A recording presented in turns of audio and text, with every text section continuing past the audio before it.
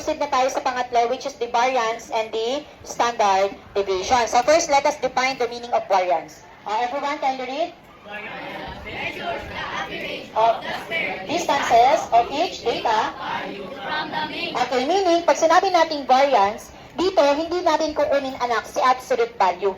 Ang kukunin natin ay yung squared. Squared ng difference ng x at x bar. So, di ba yung second column may nakuha tayong sagot? Yun po yung e-squared natin para makuha yung third column. Okay, this is the formula to find the variance. So, we use the formula, meron tayong dalawang possible na formula.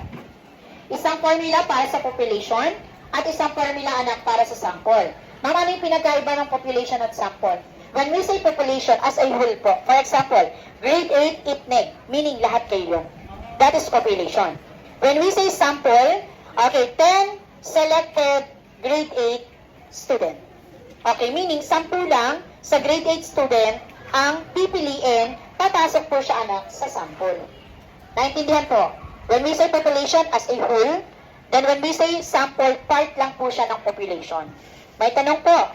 Okay, now, ma'am, bakit kailangan i-identify kung ang given na example ay population or sample? Kasi po magkaiba yung formula nila.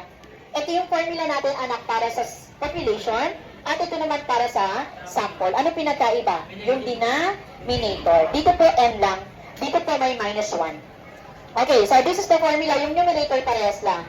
The sum of the square of the difference of x and x bar. Katulad lang sila nito. Magkaiba lang sila ng denominator. Same pa rin po, anak, sa mean of deviation, where x is the individual score, x bar is the mean, and is the number of score.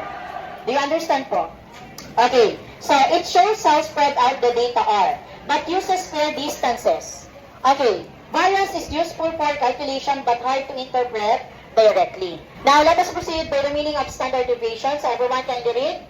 Standard deviation is the square root of the variance. It shows the typical distance of data values from the mean. Okay, meaning, ang standard deviation ay makukuha kapag in-square root mo yung variance. Kaya gagamit po tayo ng scientific calculator.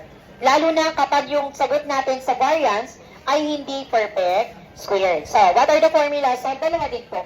So, kung meron tayong dalawang formula sa variance, ganoon din po sa standard deviation. Isa para sa population at isa naman po para sa sample. Okay, ano pinagkaiba?